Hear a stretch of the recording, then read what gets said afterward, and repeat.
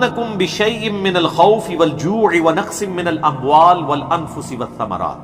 ہم ضرور آزمائیں گے دنیا کی زندگی میں تمہیں خوف کے ذریعے، بھوک کے ذریعے، جان اور مال میں نقص کے ذریعے،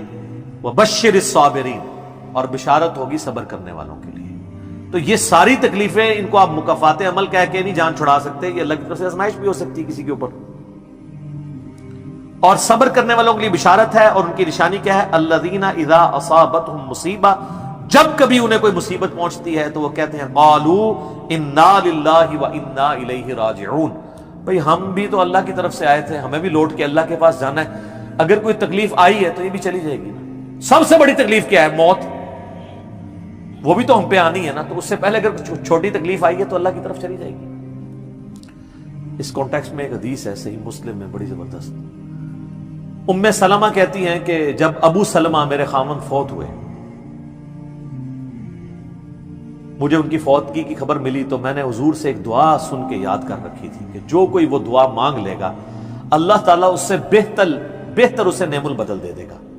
اور وہ دعا آدھا پورشن تو یہی ہے، سورۃ البقرہ کی آیت نمبر 156، انا للہ وانا الیہ راجعون۔ اس کے بعد ہے اللہم اجرنی، یہ جھٹکے سے ملے گا، اللہم اجرنی، حمزہ آگے، اللہم اجرنی فی مصیبتی واخلف لی خیرا منہا، اے اللہ مجھے اس مصیبت میں اجر عطا فرما اور میرے لیے اس سے بہتر نعم البدل کر دے۔ تو کہتی ہیں کہ نبی علیہ السلام نے فرمایا تھا جو یہ دعا مانگ لے گا نا تو اللہ تعالیٰ اس کی کمپنسیشن فرما دے گا، اسے بہتر نعم البدل دے گا۔ کہتے ہیں میں نے دعا تو کی، پھر میں یہ سوچتی تھی کہ میرے خامن جیسا تو کسی کا خامن نہیں ہوگا، ابو سلمہ جیسا خامن مجھے کیسے مل سکتا ہے۔ تو جب عدت پوری ہوئی تو نبی علیہ السلام نے پیغام کا نکاح کا پیغام بھیج دیا، ام المومنین بن گئی، اور یہ ہماری وہ ماں ہے جو سب سے آخر میں فوت ہوئی ہیں 64 ہجری میں، واقعہ کربلا کے بھی 3 سال بعد۔ تو اس دعا کی یہ دعا یاد رکھیں، چھوٹی موٹی بھی کوئی بھی تکلیف، کوئی بچوں کو پہنچتی ہے گھر میں، کسی کو زخم لگتا ہے، ٹھوکر لگ جاتی ہے، کوئی مالی نقصان ہو جاتا ہے، فوراً یہ دعا، اور میں نے الحمدللہ 20 دفعہ یہ دعا آزمائی ہے۔ وقتی طور پہ تو فیل ہو رہا ہوتا ہے کہ یار کوئی مسئلہ خراب ہو گیا، لیکن اس کے بعد اسی شر کے اندر خیر چھپی ہوئی ہوتی ہے، وہ مل جاتی ہے۔ اس آپ دعا کو یاد رکھیں، اور صبح شام جو چھوٹی موٹی کوئی خبریں بھی آپ کو ملتی رہتی ہیں نا، اس کے اوپر آپ یہ دعا پڑھتے رہیں، یہ آپ کے لیے ایک بہت بڑا وظیفہ ہے انشاءاللہ تعالی۔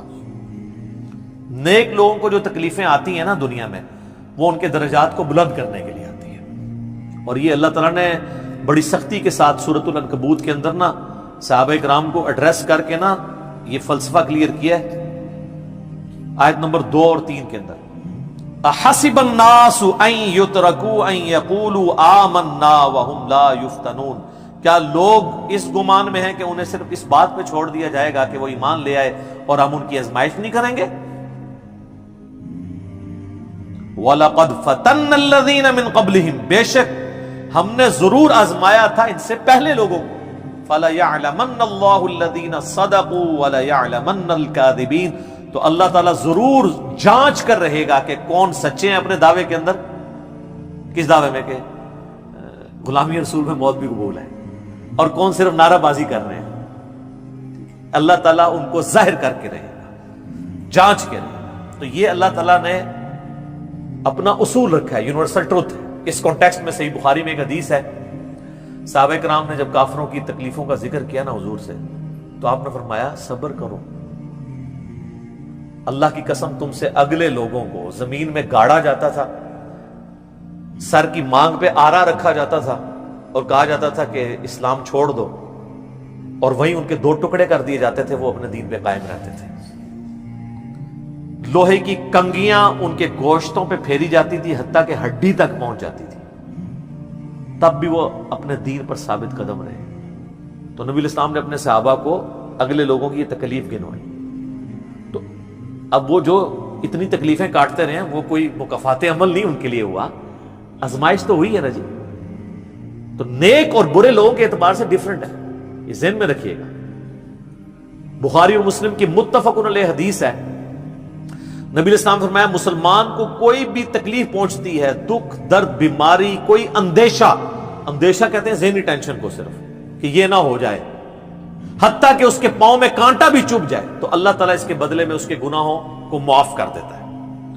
اور مسلم شریف میں ڈیٹیل ہے کہ جب یہ سورۃ النساء کی آیت نمبر 123 نازل ہوئی نا،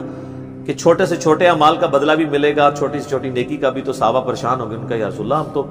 یہ تو سارے پکڑے جائیں گے، کس طریقے سے کوئی بندہ پرفیکٹ ہو سکتا ہے؟ تو حضور نے فرمایا پریشان ہونے کی ضرورت نہیں ہے، مسلمان کو جو دنیا میں تکلیفیں اور بیماریاں آتی ہیں نا، وہ اس کی ان غلطیوں کا کفارہ بن جاتی ہیں۔ حتیٰ کہ جامعہ ترمذی میں، ابو داؤد میں ایک حدیث ہے، نبی علیہ السلام نے فرمایا کہ دنیا میں سب سے زیادہ تکلیفیں انبیاء کو آتی ہیں، تو کیا انبیاء پہ مکافات عمل ہو رہا ہوتا ہے؟ نعوذ باللہ۔ اس کے بعد ان پہ آتی ہیں جو ان کے بعد اللہ تعالیٰ کو سب لوگوں سے بڑھ کے محبوب ہوتے ہیں۔ آپ نے صحابہ کا بھی نام نہیں لیا، فرمایا جو بھی، وہ اس زمانے میں بھی ہو سکتا ہے، آج کے زمانے میں بھی، کیونکہ بعض اصحاب تو ایسے ہیں جنہوں نے کفر کی زندگی میں بھی موج کی ہے اور اسلام کی زندگی میں موج کی ہے، وہ تکلیفوں سے گزرے ہی نہیں ہیں۔ اچھا، اور پھر فرمایا اس کے بعد وہ لوگ ہیں جو اس کے بعد اللہ کو سب سے بڑھ کر محبوب ہوتے ہیں، حتیٰ کہ انسان پہ تکلیفیں آتی رہتی ہیں اور اس کی موت کا وقت آ جاتا ہے اور اللہ تعالیٰ اسے پاک و صاف کر کے دنیا سے اٹھا لیتا ہے۔ یہ جو لوگ کہتے ہیں نا یار وہ موت کے وقت فلانے کے ساتھ، یار وہ احمد دیدار صاحب 9 سال تک قومے میں رہے ہیں، اتنی اسلام کی انہوں نے خدمت کی، ہزاروں عیسائیوں کو مسلمان کیا، لاکھوں مسلمانوں کے ایمان کی حفاظت کا سبب اللہ نے ان کو بنایا، لیکن وہ 9 سال تک قومے کی حالت میں رہے، 1996 سے لے کے 2005 تک۔ تو کوئی کچھ کہتا تھا جی یہ وہ عیسائی بھی ان کو کہتے تھے دیکھو جی اس کو بدوا لگ گئی اور یہ وہ ہو گیا، گستاخ ہے، یہ وہ ہے۔ تو یہ تو کوئی طریقہ نہیں ہے۔ اس طریقے سے جنید جمشید صاحب جب شہید ہوئے تو آپ دیکھ لیں ان کے مخالفین نے ان کے بارے میں کیا بات کی،